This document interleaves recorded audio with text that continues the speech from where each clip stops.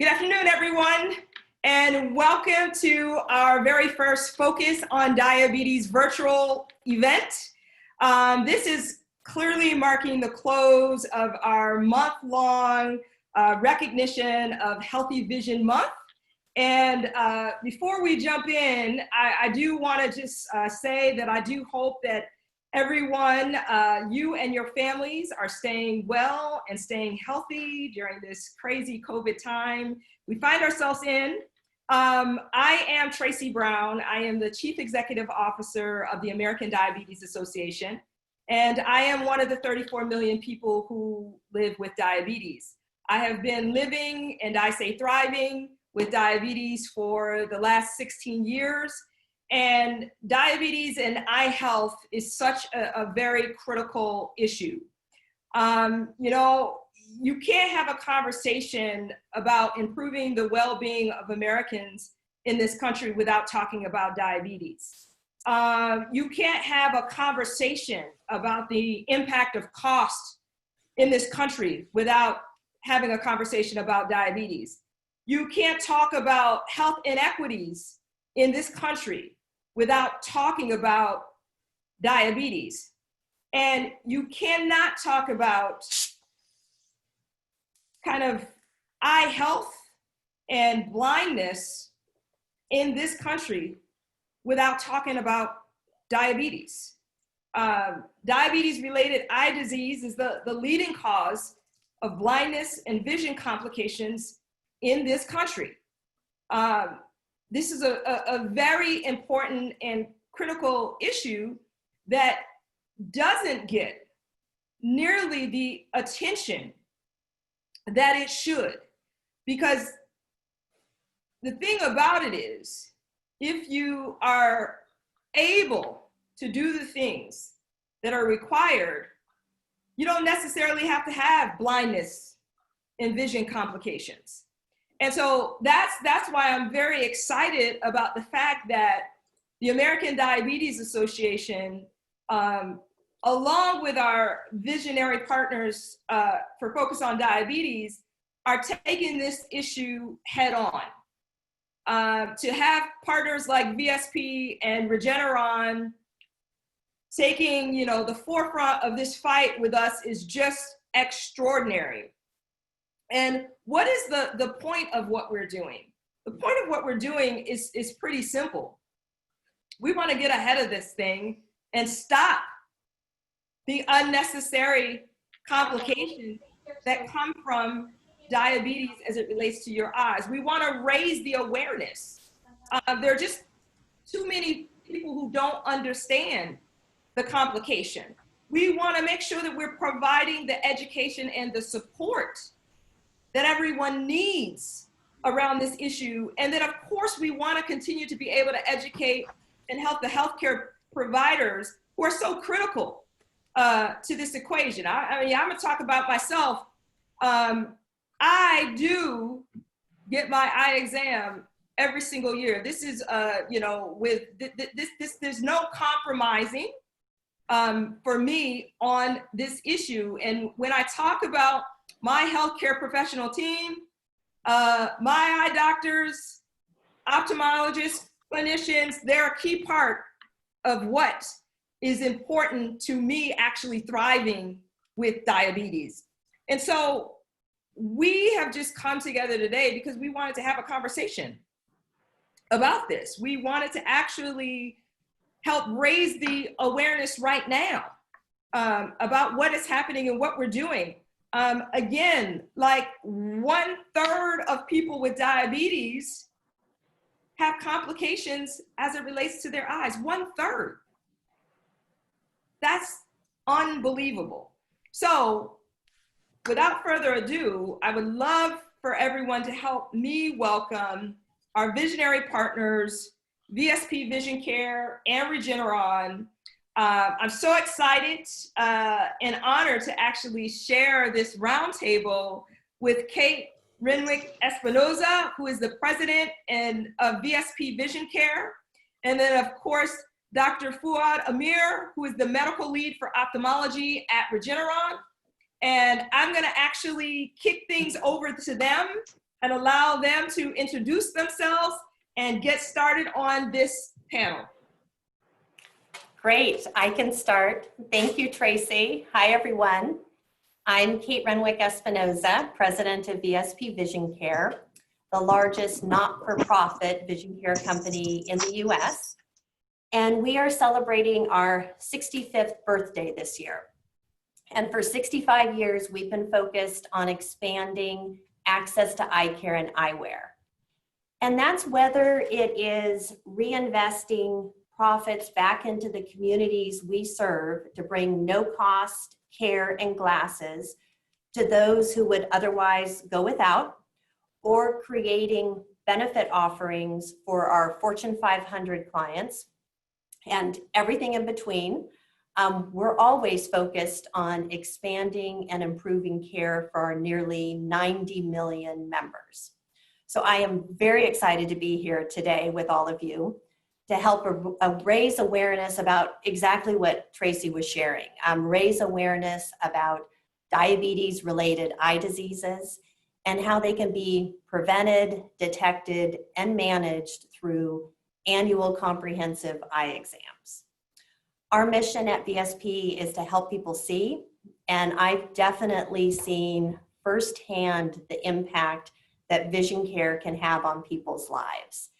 And I'd love to actually take a minute and share one story with you. So it's a story about Sharon, a patient who we actually profiled with Oprah Magazine last year in O Magazine. And it was a story about Sharon and her eye doctor, Dr. Jarrett Johnson. And Sharon went in for an eye exam, and she had been putting off getting her eye exam. And she went in, and that eye exam resulted in being diagnosed with diabetes. And not just diagnosed with diabetes, but unfortunately, it had gone so long that her kidneys were starting to fail. And obviously, that is a very scary situation and diagnosis. The great news is that that diagnosis allowed her the opportunity to really learn how to manage her health and to be able to change her lifestyle going forward. And she feels really fortunate about that. And I love the fact that she refers to Dr. Jarrett Johnson as her Shiro. Her Shiro, because that Shiro helped change her life and helped her actually make sure she could be healthier on behalf of herself and her entire family. So it's stories like that that keep me so passionate around the work that I do, the work all of us do together to really raise awareness of the value of those annual comprehensive eye exams. So thank you again for having me participate today. Yeah, thank you, Tracy, for the introduction, and thank you for the area for having this great event and being a partner of it. My name is Fuad Amir. I lead the medical team in the region Iran that are responsible for developing medication to help really manage and treat some of the diseases associated with the diabetic eye disease, like macular edema and diabetic retinopathy. There is also a personal connection for me. I'm trained as an ophthalmologist, but also, if you allow me, I'd like to share a personal story. Early on in my career, as a resident, I was actually in the outpatient clinic. One of my senior faculty called me as I was in the middle of doing work and asked me actually to cover both of my eyes. Initially I was surprised for the request, but anyway, I complied. He was a senior faculty. And then he asked me to go back and work, which was also even more surprising to me. Anyway, a few minutes, which we felt like eternity for me, he asked me to come back and ask me to take the cover off and look at me and said, "Are you frustrated?" Yes, I said. Upset? Yes, I said. Maybe you even want to hit me? I said, well, now you ask, probably. I said, what I just did, Dr. Amir, I made you blind only for 2 minutes. And you see how much anger you had. I wanted you to know that all of your patients that you're seeing either at the fear of losing their sight or already lost some of their sight. And they're angry and upset. So beside really treating these patients and taking care of them, we really need to help them abate that fear. On a personal note, that really shaped really my life as I go and not only look at these patients, but help them. But later on in my career as a researcher in the pharma industry, I take the pride in really leading some of the work that can help these patients. So I'm really honored to be a member here and appreciate the opportunity actually to partner with ADA and the VSP team in order to help increase the awareness about the importance of early screening and regular screening. You know, even sometime if you get diagnosed, you might be seen by eye doctor more than once a year.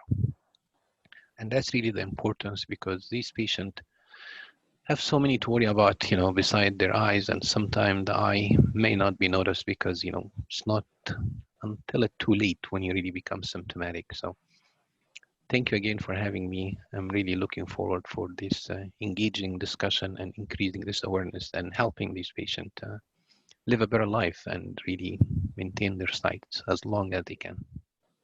Thank you. Thank you. Thank you both for taking the time to speak with us today and sharing those personal stories. I mean, that really, you know, adds the human element to what this is really all about. And so I know for us, the American Diabetes Association, it was so important for us to pick partners that are leading in this space. And so we couldn't be more pleased about that, but we were also very clear around picking partners that really want to drive meaningful impact and meaningful change. And, you know, again, we often talk about the fact that you get 1 point for saying and 9 points for doing. And both of your organizations are really in the doing business. And so we're thrilled. But I would like for each of you to share, and maybe I'll start with you, Kate, just a little bit more about the importance of being a partner for the Focus on Diabetes initiative. Yeah, absolutely. Thanks, Tracy. VSP is certainly committed to helping people see overall and helping people live healthier lives with diabetes. And we know, and you've spoken about it, I mean, the prevalence of diabetes and pre-diabetes in our country just should not be ignored. There is so much that we need to do to impact that. And neither should this connection to vision, which is why we believe in providing access to comprehensive eye exams for people living with diabetes. And we know that is such an important point of care. And we know that we can always do more to educate our members on this easy but critical step that needs to be taken by simply getting that annual eye exam. And that annual eye exam is important for anyone. We know everybody should get their annual eye exam. But for the more than 100 million Americans who are living with diabetes or pre-diabetes, we know it can play a critical role in preventing or delaying blindness. And two, when it comes to just even finding indicators of chronic conditions, those early indicators that can lead to a diagnosis, people often think of blood tests, or they think of screenings through their PCP.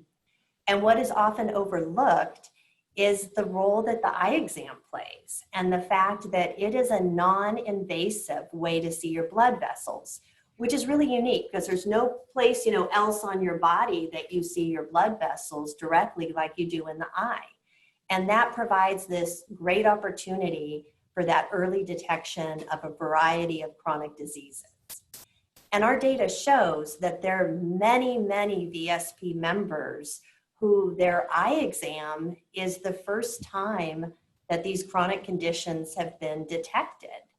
And that's key because we know the earlier we can identify chronic conditions for members, the sooner they can begin treatment, the sooner they can put themselves on a path to better health. And that's what we all want.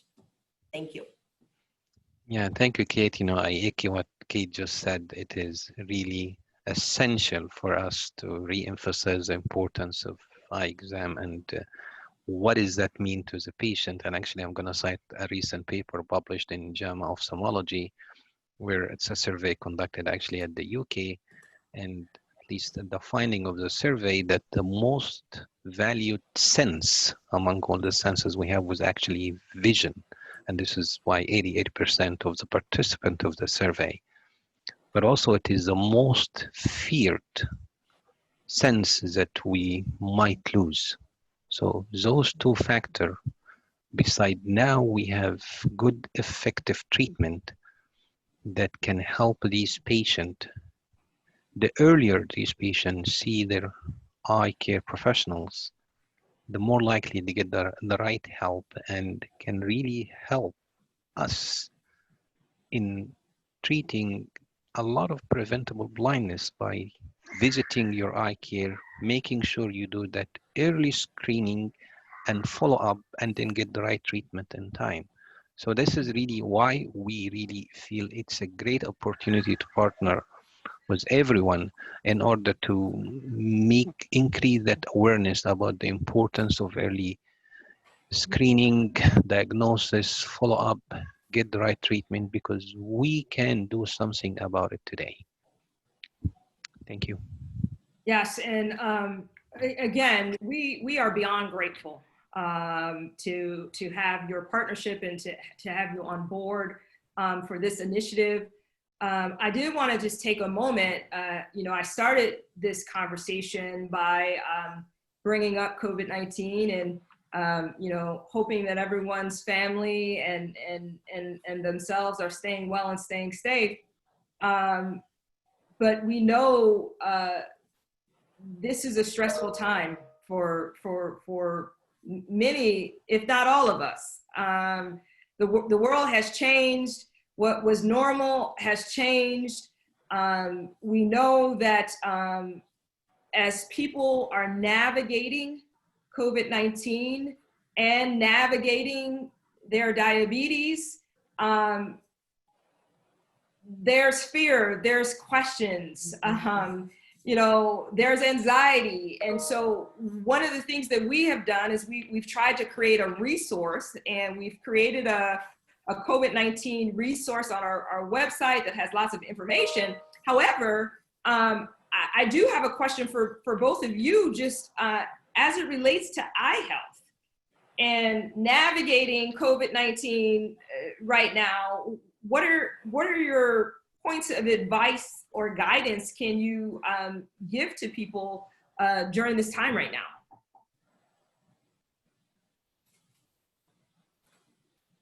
Dr. Amir, I'm going to start with you.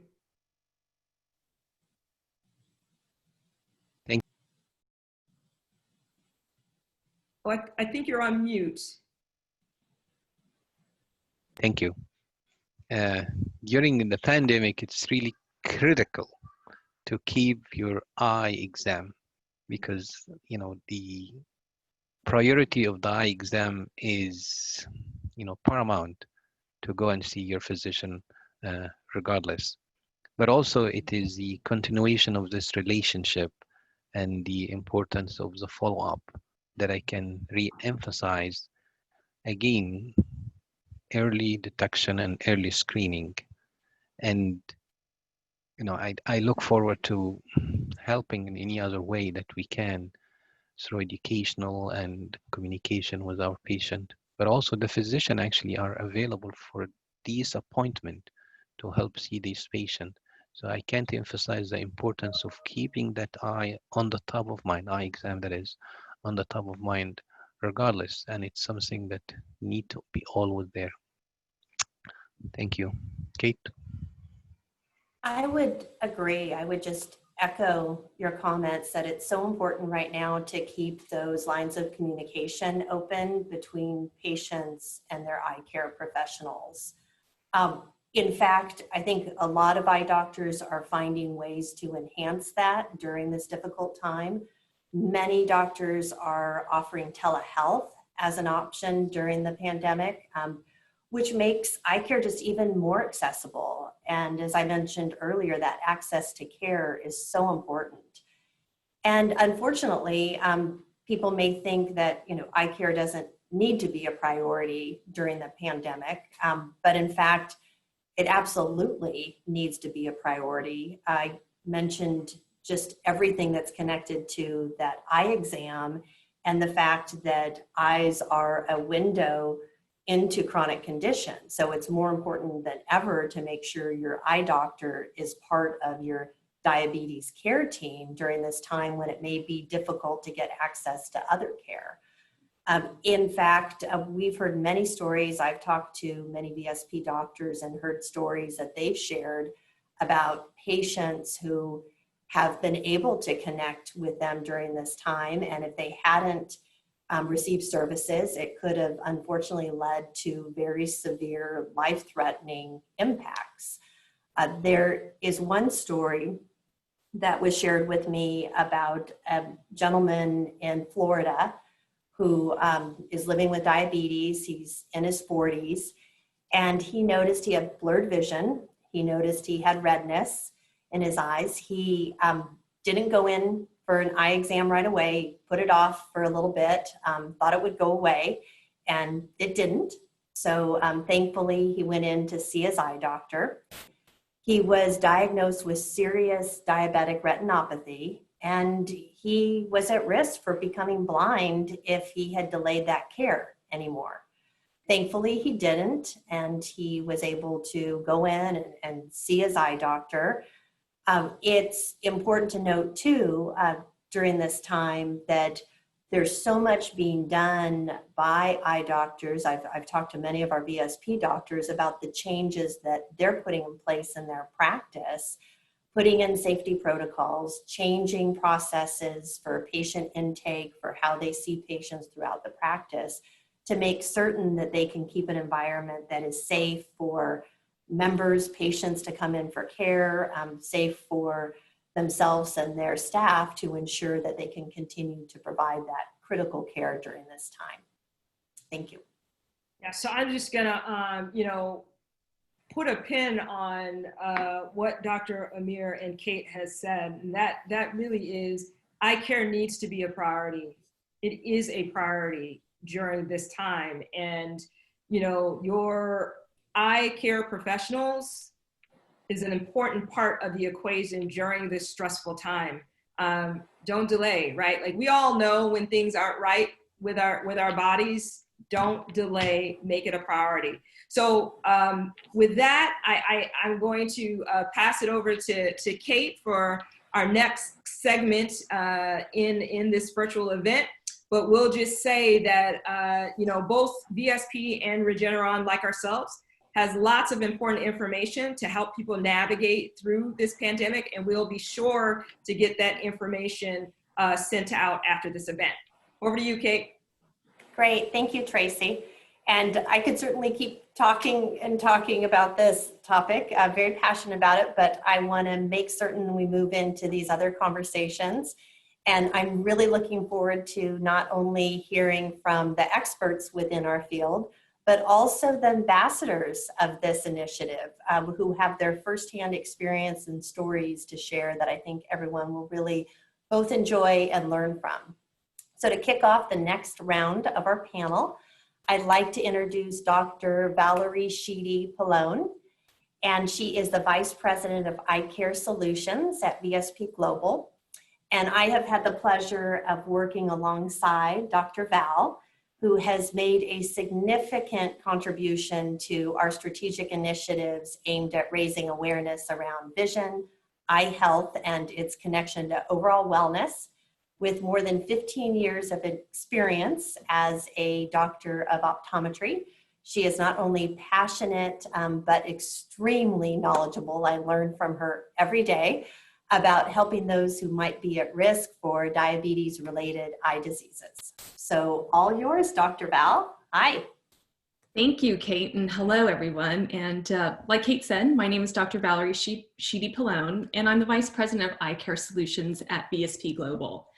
Today's discussion is an important first step around taking a comprehensive approach in the management of diabetes. As eye care providers, optometrists like myself, as well as ophthalmologists alike, have an important role in the lives of those with diabetes and those who are at risk of developing this chronic affliction. I can't stress more, routine comprehensive eye exams are a powerful initiative that has been shown to limit the sight-threatening capacity of diabetes through early detection and efficient coordination of care. Nevertheless, diabetes remains the #1 cause of preventable vision loss in the working age individuals across the developed world.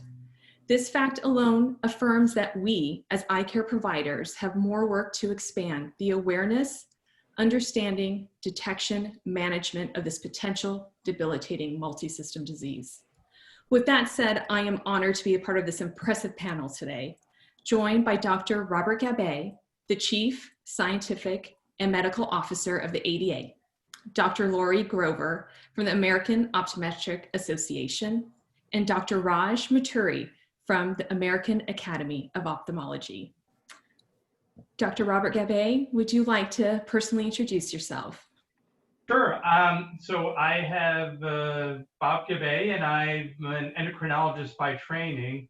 Have been at the American Diabetes Association for a month, and it's been amazing. And this is just one example of the great work that we do to really impact the lives of people affected by diabetes. Before this, I was at the Joslin Diabetes Center, where I was Chief Medical Officer, and really learned a great deal about the importance of eye care, not only from the seminal discoveries that came out of the Joslin in terms of the treatments that we have for many aspects of eye disease in individuals with diabetes, but firsthand, and I'll share just a brief story of my own. It really sort of brings things home. So a few months ago, 40-year-old gentleman, John, came to see me. 2 weeks earlier, he noticed a sudden change in his vision, went to see his eye care professional, was found to have a bleed inside his eye and to have diabetes. He came to see me already with significant eye loss. He had 2 young children that he had to try to explain why daddy couldn't do a lot of the things he had done before. He had some of the anger that we heard about earlier, and the saddest part about it was that he likely had diabetes for a long time prior to this, was not diagnosed, therefore couldn't get the right treatments, and this was largely preventable. And you know, in many ways, this is why we're here, because we know we can prevent so much of the eye disease. We have such great tools, and we need to make sure that everybody gets yearly eye exams, gets the right kind of treatment. And so I'm really excited to be here as part of this group. Thank you. And we also have Dr. Laurie Grover from the American Optometric Association. Thank you. Hi, everyone. I am Dr. Laurie Grover. I am thrilled to be with all of you today. I am a doctor of optometry, and I also have a doctoral training in health services research and health policy. And I'm actively involved in clinical research on eye care access and care delivery. And I'm proud to be a board of trustee member of the American Optometric Association. I have served in private and hospital-based practice, industry, and academia, and that includes having served on the medical staff at the Wilmer Eye Institute at Johns Hopkins. And my clinical area of expertise is in training and treating chronic vision impairment, of which diabetes has huge impacts. So I'm really happy to be here today to share the message on why comprehensive eye examinations are so important. Thank you, Dr. Grover. And last but not least, Dr. Raj Maturi. Thank you, Valerie. Raj Maturi, I've been in clinical practice for 20 years as a retina specialist. So I'm an ophthalmologist and MD who does 4 additional years of training in eye care, followed by additional retina training. I'm also one of the researchers and on the executive committee of the DRCR network. It's the network of retina physicians from around the country. It's actually started by one of the doctors at Joslin, who look at the various treatments available for this and talk about how to improve it and design and do new clinical trials. I'm the chairman of multiple large clinical trials looking at treatments for diabetic retinopathy and how to change this for our people. As was mentioned earlier, diabetes is the #1 cause of vision loss in people in the working age population. And we absolutely have ways to change that in radical ways.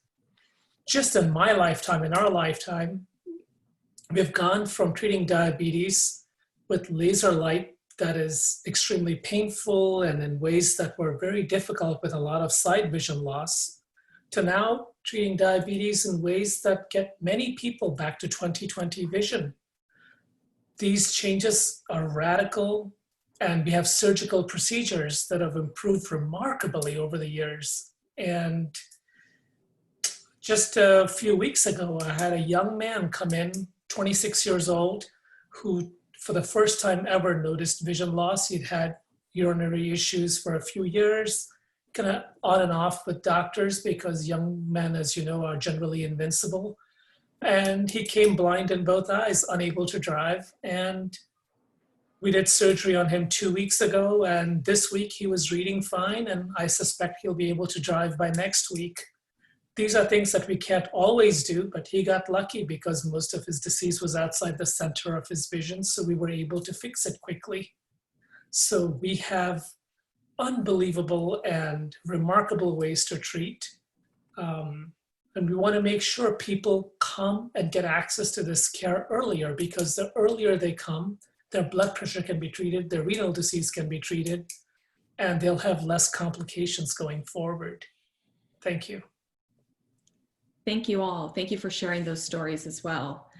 So let's kick this off. Let's start talking about the various eye healthcare providers on the diabetic care team. It's important to understand the difference when seeing an eye care professional between optometry and ophthalmology. Dr. Grover, why don't you start off with the discussions of doctors of optometry? Oh, I'd love to. Thank you. So doctors of optometry, or optometrists, or OD, if you're looking at the initials, are the independent primary eye health and vision care physicians to the nation. We provide about 80% of all the primary eye care in America. And we have an extensive ongoing training and didactic and clinical education in the examination, the diagnosis, and the treatment and management of eye diseases and eye injuries and disorders of the visual system, the eye, and also associated structures. And we also identify related systemic conditions affecting the eye. So if you think of us as your primary eye doctors, that's probably a really great way to think about optometry. Great, thank you for that. Dr. Raj Maturi, would you like to kick off the ophthalmology portion? Sure. Ophthalmologists are medical physicians. They're MDs as their name. They do 4 years of medical school, which is usually preceded by 4 years of college, followed by an additional 4 years of training in ophthalmology only. They essentially take care of eye diseases, and they treat them medically, surgically, and in every other way possible. There are many subspecialists within ophthalmology as well. A vast majority are general ophthalmologists, and they take care of all kinds of problems. And then people additionally do training in glaucoma for specialized surgery in that field, and additionally training in retina, which is usually 2 additional years. And they also do oculoplastics, where they work on the eye, the face, and the orbit.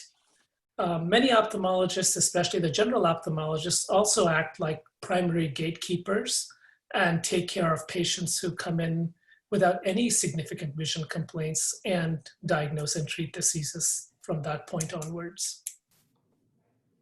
Thank you both for that clarification. You know, doing some research throughout my career, you know, it brings me to a point of looking at where the estimations of vision-related disorders and how much that's affecting our healthcare system. And currently it's costing over $139 billion to the healthcare system. Yet we know preventative measures like an annual eye exam can truly drive down those costs, as well as maybe be even more importantly, what we're all here to do and talk about today is to preserve the vision of a diabetic patient. So along those lines of thinking, let's dive into some importance of why the annual comprehensive eye exam exists. What does it mean for patients and the healthcare professionals? And what symptoms do we educate people about? the potential signs of diabetic-related eye disease. I know those were a lot of questions put in one little statement, but Dr. Grover, if you don't mind starting off for us, just touching your thoughts, would be grateful.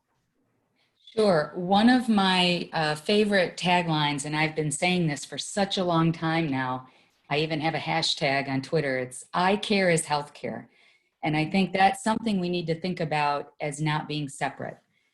Proper eye care includes eye exams at least annually, and possibly, as mentioned earlier, more frequently. They are high value care. Eye examination represents incredibly important critical component of our overall healthcare that everyone requires for optimum health. It's especially important to have eye care for those who know that they are living with diabetes.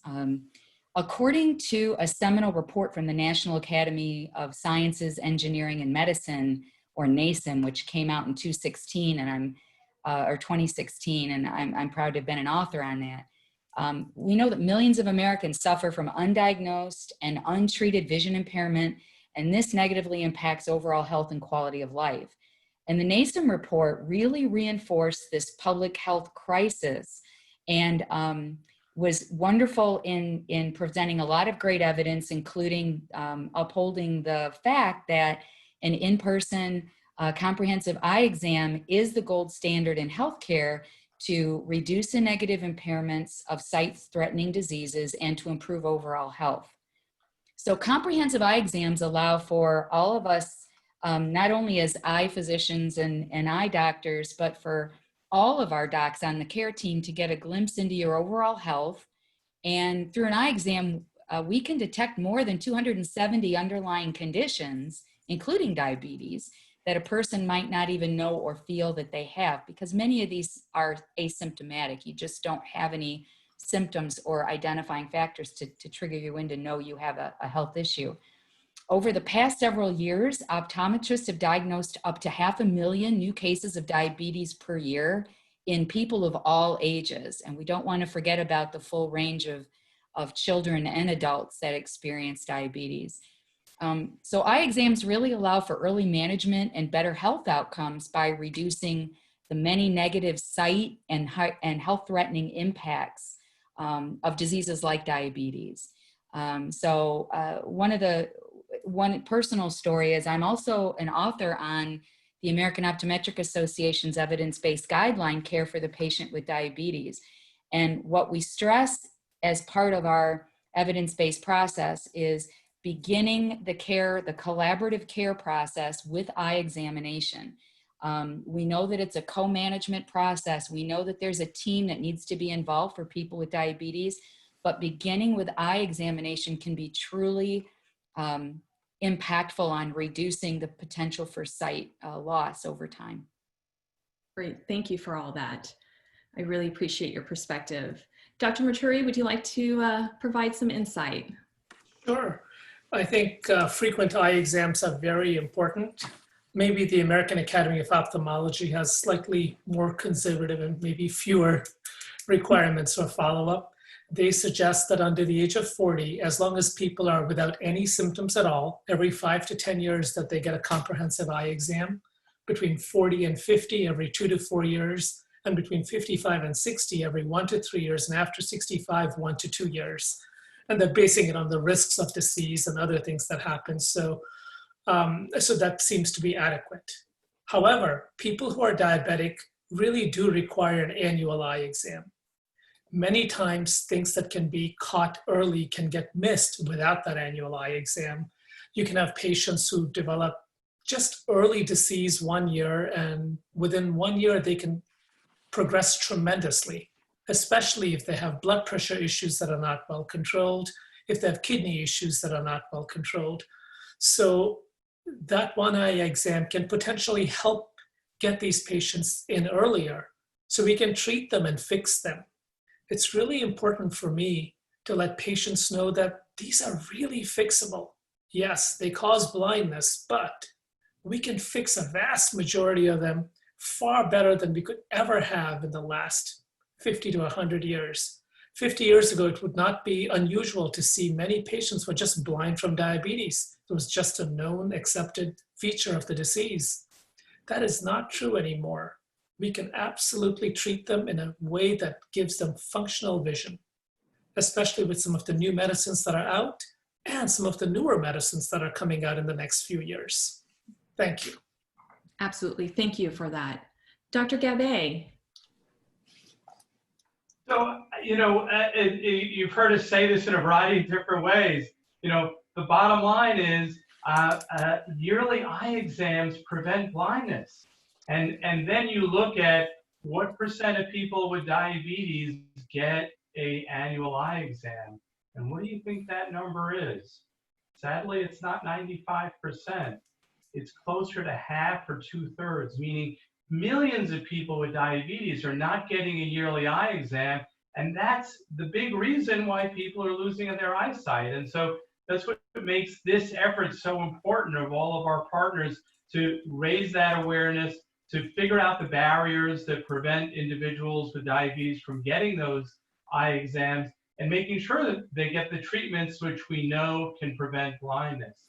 And it's really important to just remember that you can't go by symptoms, because by the time you have symptoms of eye disease, you're already pretty far advanced. And yes, there's some things that can still be done, but a yearly eye exam can prevent so much. So we really need to double our efforts on that. I'd like to add one small thing. Absolutely. There is one of the barriers to care, which is what reminded me both Dr. Grover and Gabay just mentioned, is cost. I've had multiple patients who come in very, very late on the process, come in when they actually go blind, when they can't work anymore because they were afraid of the cost. There are multiple resources available for these patients. Number one, and if they're not able to take care of some of the basic ones, there's even something called Eye Care America that the American Academy of Ophthalmology runs, where a person without insurance can go through the program, see an ophthalmologist all at no cost, and many times be referred to a retina person for care, again at no or minimal cost. So that program's available through the Academy of Ophthalmology, as well as I'm sure through VSP, that I'd like to make sure patients are aware of when there are barriers to care. No, great insight, and thank you for that share. Absolutely. We want to help everybody who needs it, especially when it comes to such a debilitating of vision loss and sight, if nothing is intervention, right? So I'm talking about the importance of an annual comprehensive eye exam with a dilated fundus, where we're able to see the retina, the blood vessels in the back part of the eye, is the easiest tool in the early detection and just beyond the prevention of diabetic retinopathy or any diabetic issues for the back part of the eye.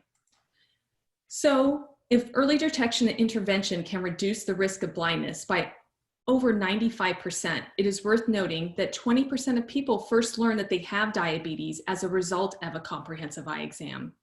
Dr. Gabay, is there any insight you can provide that the American Diabetic Association is assisting with any type of assessments for patients? Yes, absolutely. Thanks for asking that. So it's really critically important that we identify people that have diabetes for many of the reasons that you've heard here, but also for the other complications of diabetes that can prevent it.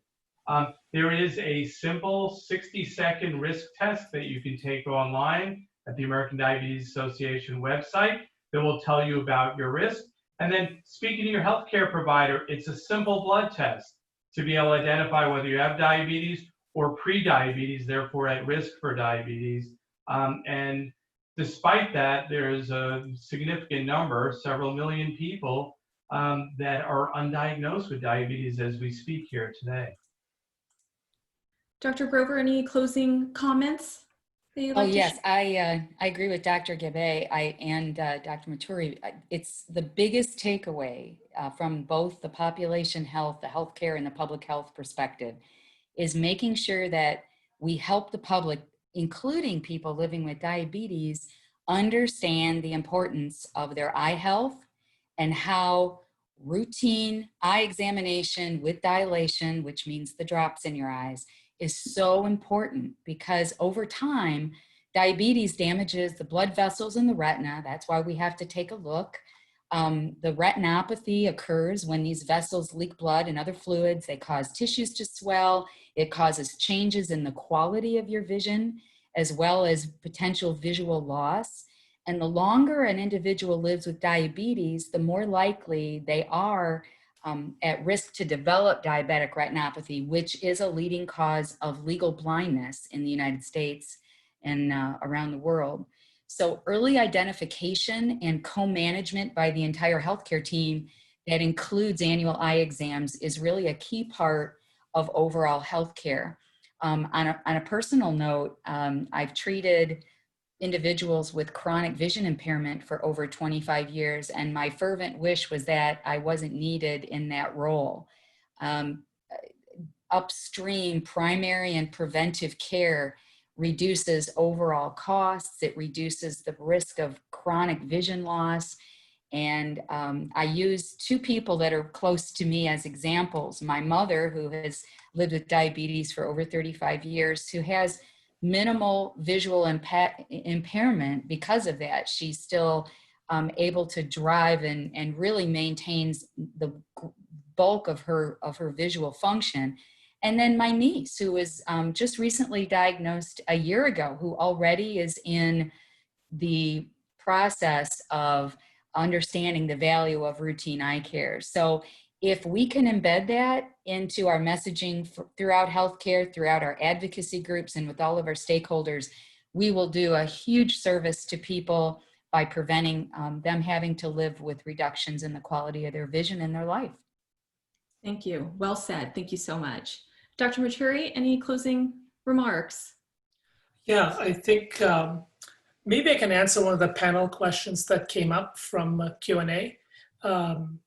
Donna writes that she's been diabetic for 30 years. She gets her eye exams annually. Yay, Donna. 2 years ago, she showed some mild bleeding in the eye and a cataract in her left eye, and the cataract has progressed. And she will need cataract surgery. And what are the things she should consider for replacement of lens for a person with diabetes? It's an excellent question. This is something I get faced with every day. Diabetics have other complications that happen to them. Their cataracts progress much more rapidly. And unfortunately and surprisingly, whenever you get cataract surgery in a diabetic eye, the retinopathy progresses a little faster. So we need to make sure that her retinopathy is treated, possibly with a few injections beforehand, and then her retinopathy is again examined even more frequently than annually to make sure that there's no progression. There are multiple kinds of lenses that can be put with cataract surgery, but because she's diabetic, I would suggest she get the basic lens and not a multifocal lens because it would improve her contrast and other function. In terms of closing thoughts, I'd like us all to really remember what Dr. Amir mentioned earlier about we are sensory beings. Almost 80 to 90% of nerve input into our brain is actually input, it's not output. So most of our nerves actually feel things, see things. And of all of those, vision is by far the largest input we get. We are visual beings. And each of us needs that vision to live, to survive, to see, to function, to be effective. And saving that is precious. And this is a simple way to have that happen. So thank you. Thank you, Dr. Maturi. Thank you all for joining the panel today. It was such a pleasure having the opportunity to chat alongside all of you. It was actually a pleasure of mine to be accompanied by such an amazing team of healthcare vision care workers. As you know, the ones that do work the front lines of eye care and eye health, we know just how powerful a comprehensive eye exam can be. And I hope if there's anything that this audience walks away with today is much more in-depth understanding of why it's important for that annual comprehensive eye exam in a diabetic or a high-risk diabetic patient. And thank you everyone for joining us today. Thank you. Yeah. Also, I wanted to really thank Valerie for facilitating and leading this, and VSP and Kate for their partnership but especially also thank you, Dr. Grover, Dr. Maturi, and Dr. Gibby about their comment and advice and their continued support to this patient that we can really do something about their disease. And we need to continue that effort actually educating these patients. And to Dr. Maturi's point, it doesn't matter if you have access or not. There are a lot of resources that you can utilize.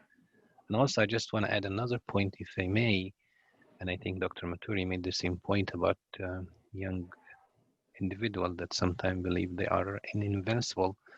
Also have, big portion of our patients are type 1 diabetes, which they get it at a younger age. So diabetic retinopathy and diabetic eye disease are not only disease of the old, they could be also disease of the young. So let's make sure once you have diabetes, no matter how old you are, get into your regular annual eye exam. Again, Dr. Brown, thank you for hosting this and facilitating this. Really appreciate being part of it, and I look forward to work with all of you really to help these patients. Thank you. Thank you. I just wanted to say a big thank you too for the entire panel. It was great to listen to. And something that stood out to me was just the continued reinforcement and examples of how easy an annual comprehensive exam is, how affordable it is. So I thought great comments. Thank you, Dr. Maturi, for just reinforcing the fact that in addition to getting an eye exam through your VSP benefit, that there are plenty of options either through VSP for no cost type services or other partners and resources. So there shouldn't be barriers to getting eye exams and just the impact they can have. So thank you for sharing all of the stories and information that you shared. And then I definitely really liked Dr. Grover's hashtag, eye care is healthcare. So thank you for sharing that too. Awesome. And I was going to use that same thing, Kate. I have healthcare.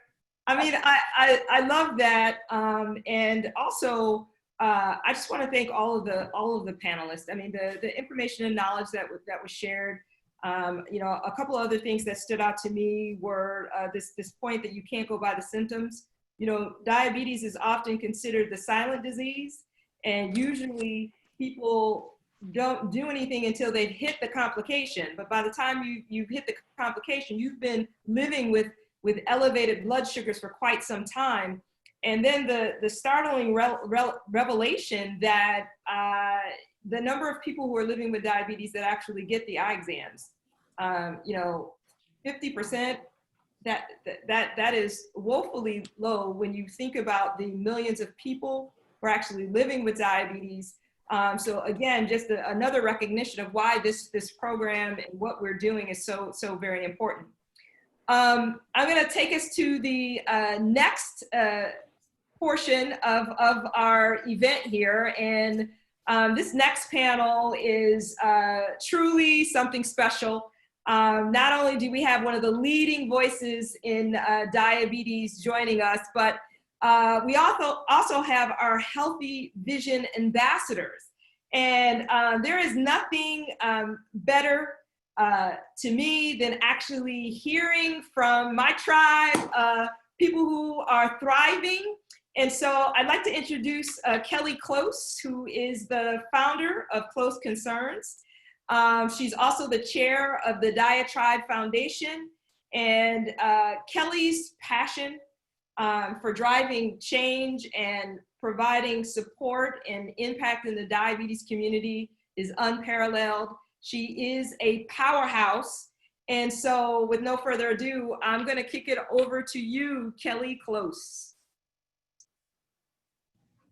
Great. Hi, everyone. And we're trying to start our video here. Wonderful. Thank you so much for that. Just such kind and generous introduction.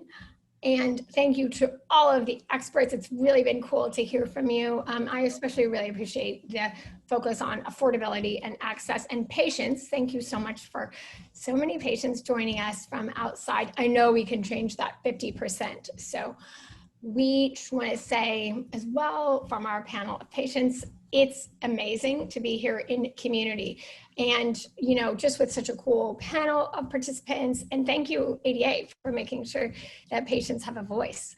I'm so lucky to be joined here with the ambassadors of the Focus on Diabetes initiative. This is really cool to see, and seeing this propelled by ADA again, and having patients really at the center. And, you know, having a patient leader as CEO has been so inspirational to all of us. ADA's just incredible eye health ambassadors are going to introduce themselves now and their unique connections to diabetes and eye health. Hi, my name is Patricia. I'm living with type 1 diabetes. I'm here to share my story of vision loss. Hi, my name is Natalie. Thank you so much for having me participate, and I'm here to share my experience living with diabetic retinopathy. And hello, my name's Roger Hare. Thank you for having us. It's a great opportunity, and I'm here to share my story living with type 2 diabetes.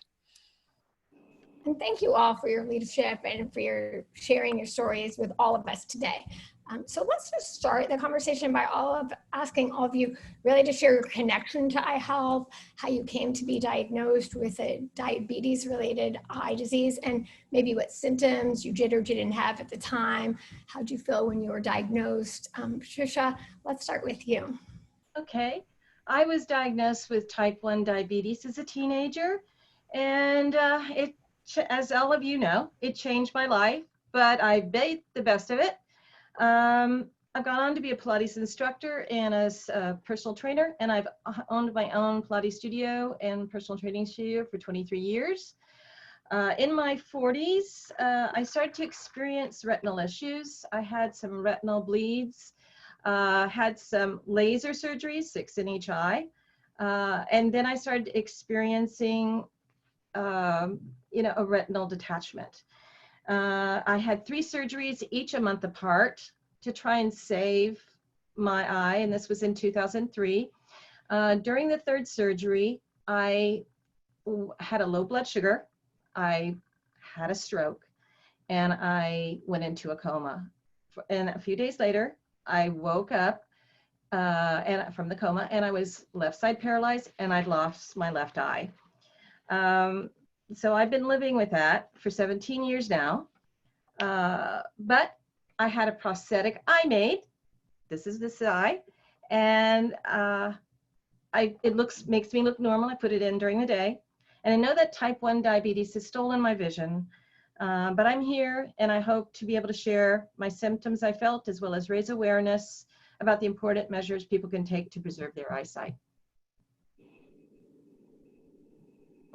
Thank you so much, Patricia, for talking to us about how it made you feel, and for trying to influence all of us other many patients out there. And Natalie, we'll go to you next, please. Sure. So I've been diabetic for almost 30 years. So I really don't remember a time before being diagnosed. I kept it very hidden for the high majority of my life. They first noticed diabetic retinopathy in my eye a few years ago, but it was very minor, no vision issues, and there wasn't actually anything for me to do, and I didn't really understand it. That all changed this past November. I woke up one day, couldn't see properly out of my right eye. I just thought it was something else. I was running around that morning, changed the contact, quickly realized it was serious, and scheduled an emergency eye appointment. Eye appointments have always been really giving me a lot of anxiety, but I knew I had to go. It was very clear that there was an issue. It turns out that I had a hemorrhage in my right eye, which is why I could not see. When they put the eye chart up, not only could I read nothing on it, but I couldn't even see it. So ever since then, I've been getting eye injections, first once a month, now every other month, which is a lot better. And getting the vision back was very, very slow at first, and it was very frustrating, but it has gradually gotten a lot better. It's still a little bit fuzzy, but I am very optimistic and very grateful of all the improvements that have been made over eye health.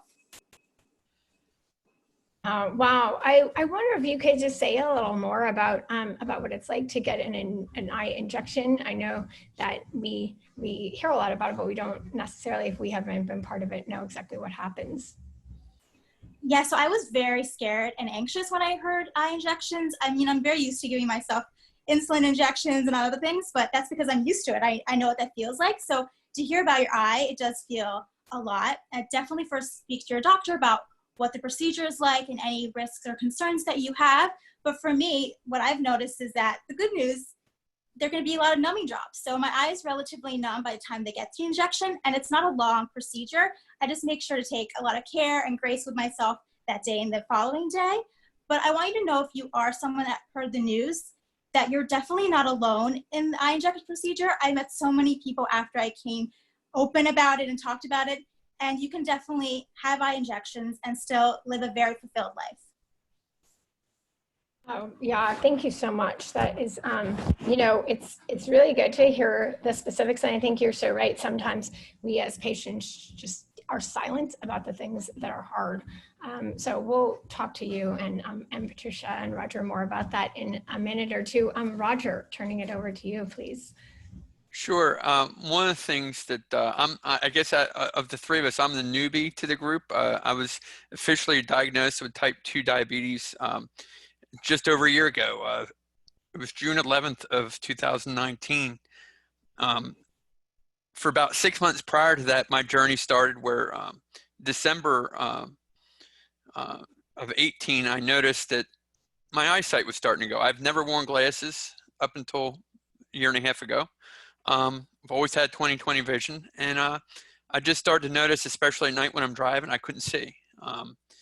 And so I scheduled an eye exam, and you know, of course, everyone says, how old are you? I said, well, I'm 44 going on 45. And they said, oh, welcome to the club. You know, everyone gets glasses when they're, you know, when they're in their 40s. And so I went and I got a pair of glasses. I did get the eye drops, and I did get the test. There was no retinopathy or anything, but it was just enough. The sugars were enough, elevated enough to start making a difference. But at that time, I still didn't even think about it being diabetes. I had a family member whose husband was type 1 diabetic. And I happened to, about 4 months later, I was talking to my cousin and telling her that, you know, look, I'm drinking excessively. I have glasses.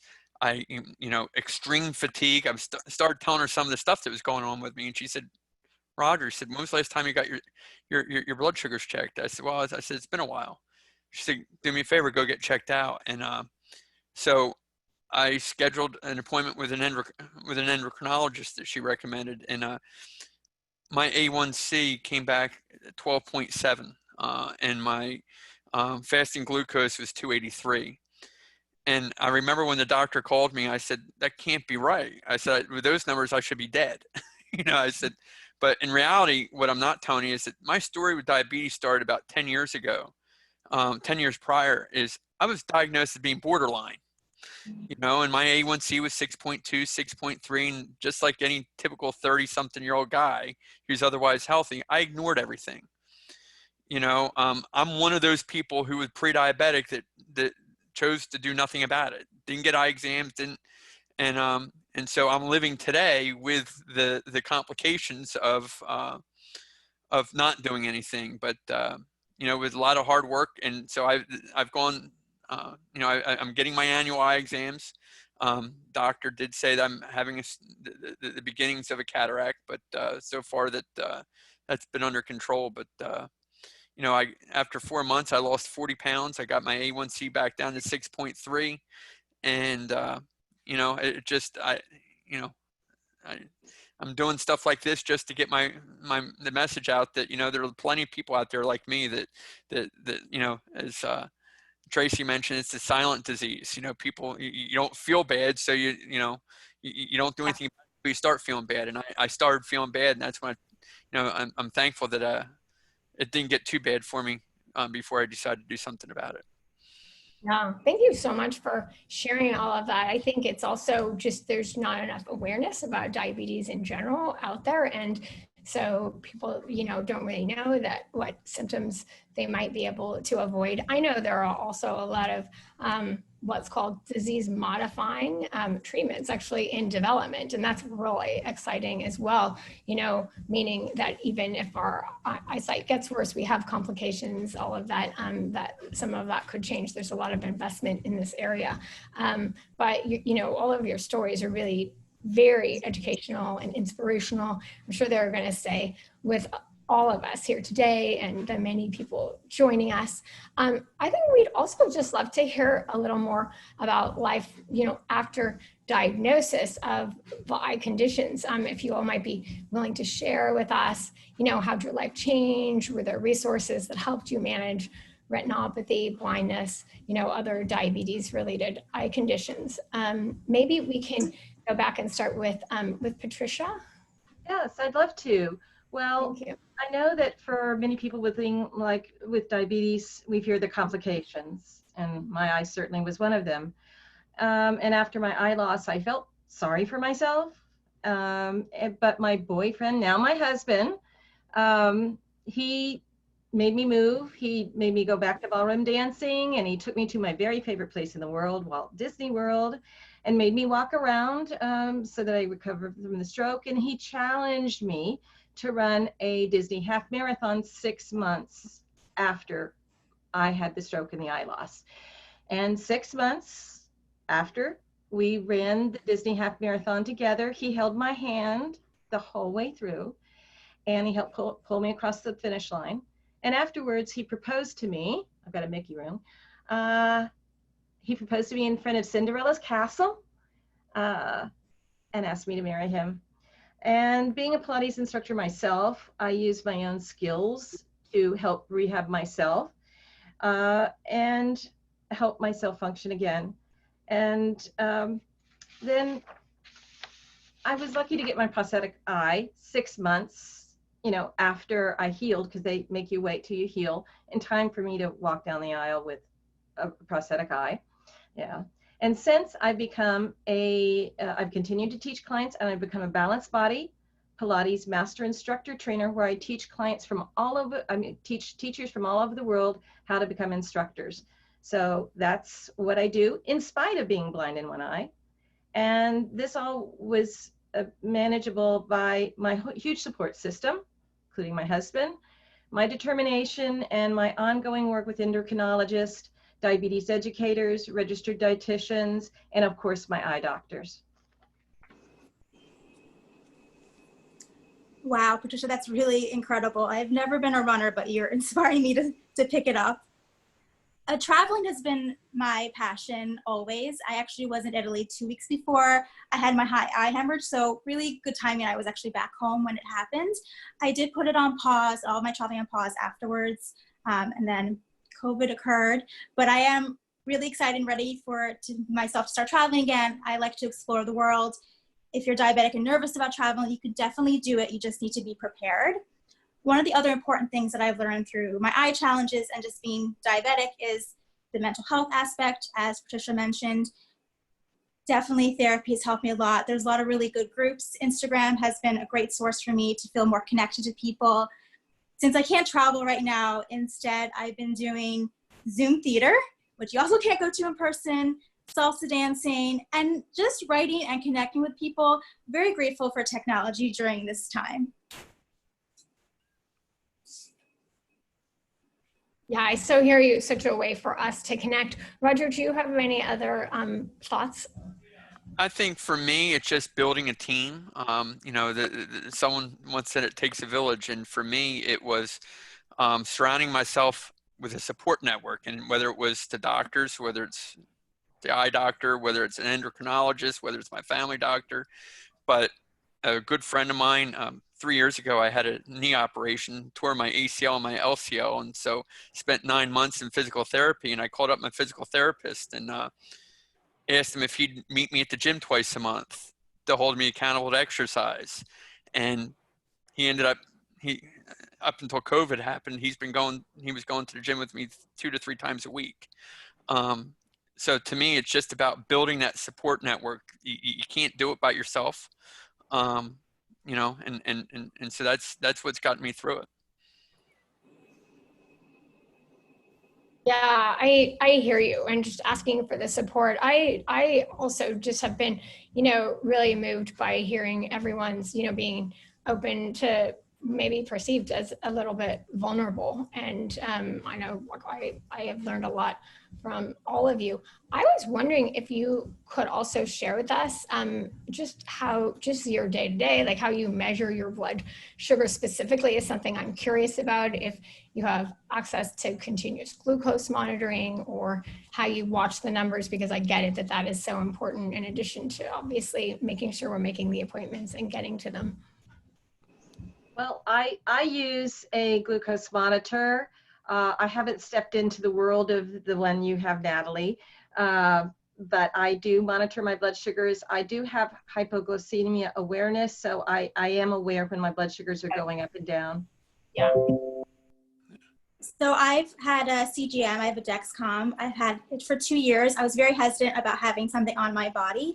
I was also nervous about too much information, but it has completely changed my life. I feel so secure with it, especially going to sleep where I used to have a lot of lows. I do normally wake up on my own, but just having that extra level of knowing and tracking and kind of taking away this pressure I had on myself where I was like, oh, I have a bad number. Sometimes your body just behaves differently. I could have the same day, I could do the same things, but my sugar levels could be different. So being able to manage it before it gets to a level that's too high or too low has really improved my overall life. And for me, being type 2, I just use test strips for right now. But one of the things that my body, you know, talking about your body gives you signals as to when things are wrong. I know through my vision when my blood sugar's high. You know, there's times where, you know, I normally test it once in the morning, but there's plenty of times when I come home from work, I'll test it again because my vision's a little on the blurry side. And it's normally a very good indicator that my blood sugar's on the high end, is listening to what your body's telling you. Yeah, I hear you. I know there are so many different ways that people have benefited from getting access to continuous monitoring. I know it's really helped me. I've had diabetes almost 35 years, and it's gotten a lot easier to use too. So I was psyched to hear that you had tried that, Natalie. But Roger, you might even there's a cool new professional CGM, and that might be something great to see. Yeah, I mean, I'm not a doctor, I'm supposed to say that, but I know I have heard Dr. Gabay say so many times it's all about reducing barriers and doing better, having better outcomes by reducing barriers for us as patients. So I know that I've been really moved by. I wonder, just in closing, if there's one thing that you would like to leave with our audience, what would that be? And we can start with Natalie and end with Patricia, and Roger, put you in the middle if it's good. First of all, trust yourself. You definitely know your body better than anybody else. So if something feels off, acknowledge it and find the best way to find help. I agree with Natalie. Just listen to yourself and don't wait. Don't neglect yourself. You know, if you feel something's wrong, there's a good chance there's something wrong, and find some help. I would agree with all of that. And because I've had vision loss, I just want to say, do be sure you get your annual eye checks. And do, as Roger said, I can tell when my blood sugar levels are going up with blurred vision. So again, stay tuned to your body and monitor your blood sugars. And I got to say, because I teach it for a living, please exercise, as you are doing right now, Kelly. Well, you know, thank you so much, ambassadors, for being so open with us all today about your personal stories. It meant so much. I mean, we're all learning so much, and depending on what our own path is in diabetes and in caring for our eyes, I'm learning a lot from you. I like the lingo about eye health. I'm always terrified when I go to my ophthalmologist, and I'm going to be less so now. I'm totally hearing you about making the appointments and just getting the key about how our blood sugar and how much that really is connected. So thank you for that. I also just sense like being organized, and Roger, you just saying about being aware and getting the team and all of that. So I believe it. I know it's also sometimes it's maybe even a little bit hard for any of us to think about, you know, eye disease, or for us to kind of imagine life with eye disease. But you guys, like your vulnerability and willingness to share just means so incredibly much. So thank you for your leadership on that. And thank you to the Focus on Diabetes Initiative for having us all join this panel. And we'll send it back to the experts. Thank you. I just wanted to chime in, if I can, and give a big thank you to all of you. Wow, everything that you shared, we so appreciate you. And I think, Kelly, you mentioned it, being vulnerable and sharing your stories, and not just sharing the health aspect of your story, but the personal aspect, because it's all about the whole person, right? And I think just you being able to share your stories is so educational and helpful to so many other people. And I know inspiring for us in this field to hear firsthand stories such as yourselves. So thank you. And if I may add, I echo what you just said, Kate. It's really inspiring to hear from, and actually, if you allow me, guys, the expert, because you are the expert, really the true expert is a patient. And it's very inspiring to see how you were able really to manage your disease, but also share these stories with us. It inspire me that there will always be at least a good outcome if we do the right thing. So thank you for all what you do. Yeah, let me just add another thank you. I am just blown away by how you all are just thriving. It's so very inspiring. And why this is so important is because when you are diagnosed with diabetes, right, we probably all remember the day, the time, the 1,000 things that go through your head. And then you start to think that, maybe, oh man, my life is over, or some such thing. And I just have to say, Patricia, Natalie, and Roger, you guys are rock stars. And look, I'm already normally pumped up, but after listening to you, I'm even more pumped up. So I just want to say thank you. Thank you for living your life out loud and inspiring all of us. So y'all are great. Great.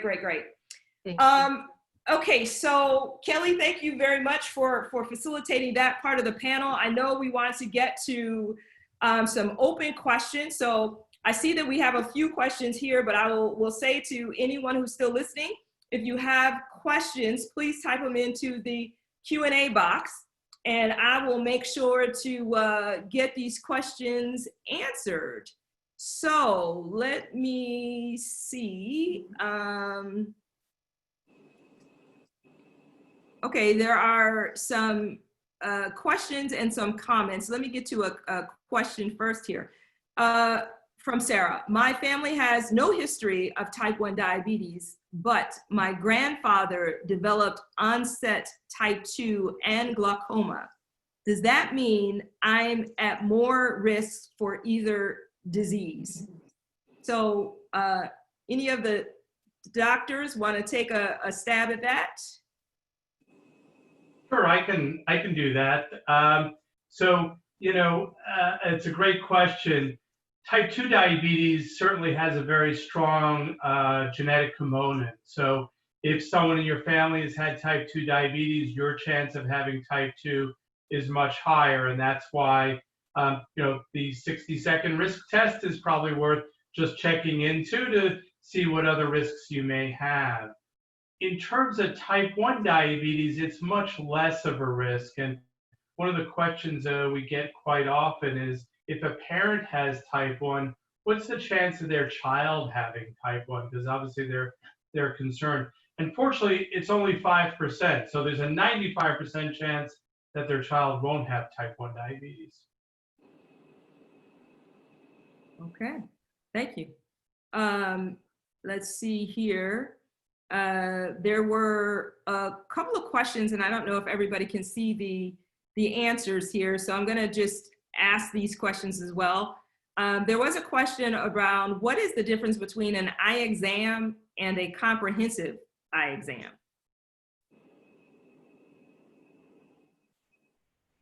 Anyone? I can take that. I was one of the typed answers if you'd like me to. Please. Yeah, comprehensive eye exam includes the dilated eye examination part, so we can look in the back of the eye and evaluate what we call the fundus, the retina, and the structures in the back, and the media, the middle parts of the eye.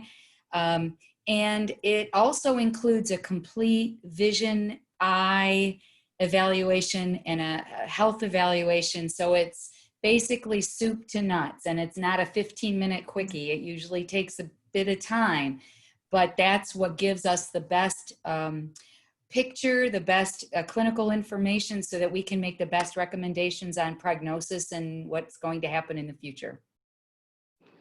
Okay, thank you.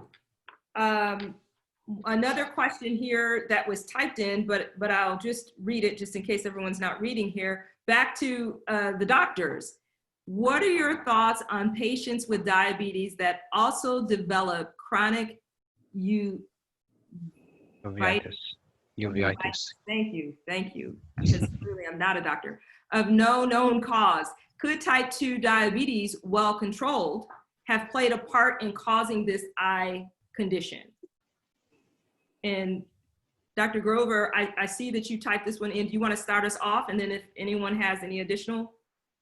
Oh yeah, my answer was quick and short, and I would love for Dr. Gabe to take it. It basically says that the poorer your glycemic control, the higher the risk is of having that. So please take it away. I don't have anything really more to add. You know, so much of the sort of challenges that people with diabetes can develop are really worsened by high blood sugars. And that's why controlling blood sugars and keeping them in range is really the overall goal.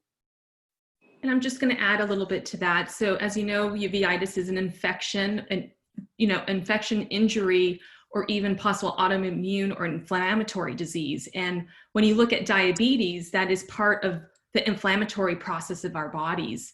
So it could be linked, but I'm sure your primary care doctor or your specialist that you're working with will hopefully do the right blood panels to see what category it lies in.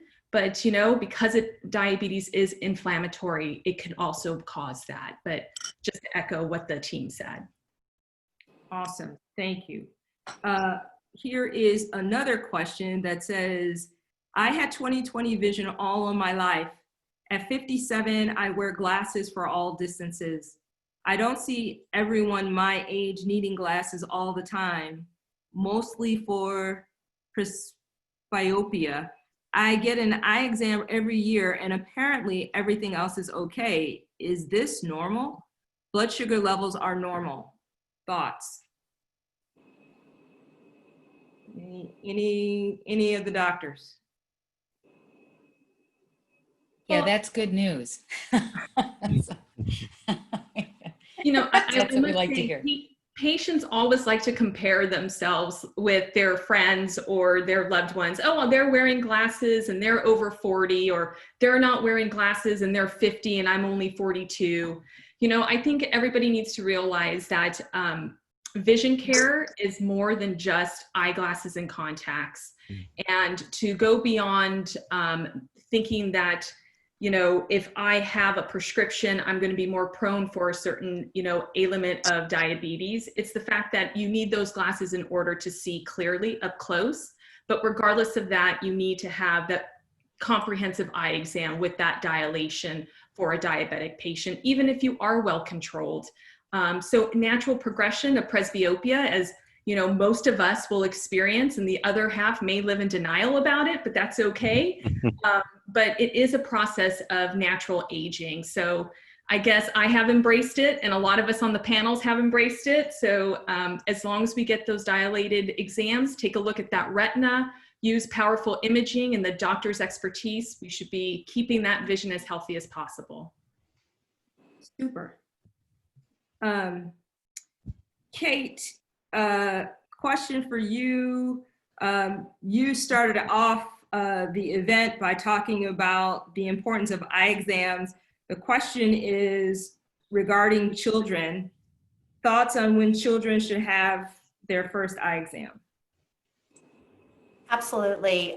Children should have their first eye exam at 6 months, and a lot of people don't realize that. So anybody who knows family or friends who have little ones, remind them of that. And then again at 3 years and before starting school, and then every year after that, back to annual eye exams. Fantastic. Let me see. I'm looking through.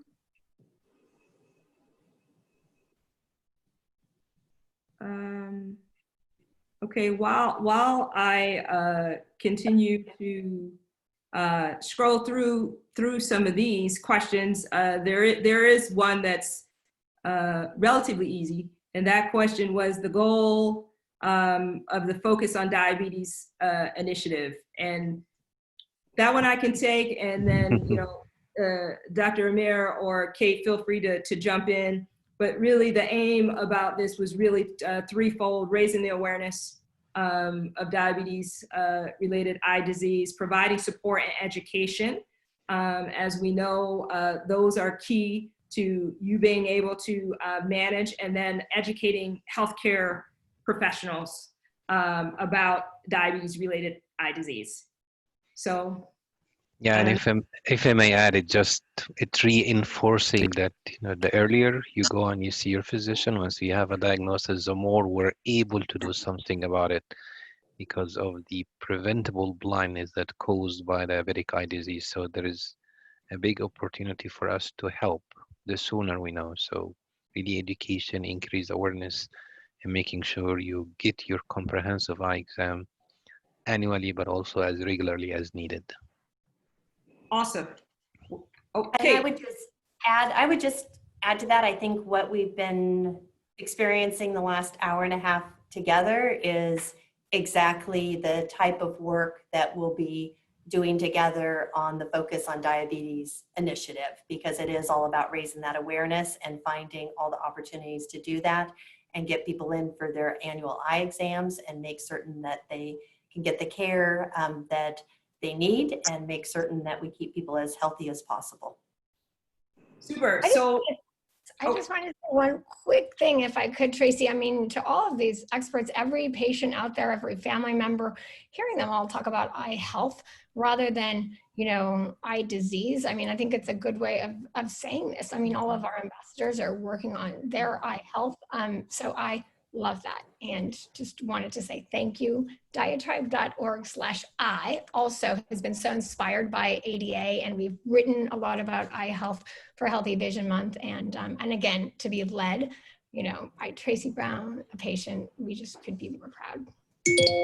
Thank you. So if you just heard that ding, that was my ding that says we're wrapping up and out of time. And I just want to, one more time, thank everyone for participating in this. I think this is just the beginning of a conversation. And again, this is about us taking action. Go to the website, eyehealth.diabetes.org. There's lots of information there. To our ambassadors, to our expert panel of doctors, to our visionary partners, a tremendous thank you. And if I could leave everyone with one thing, it is again that just as I started,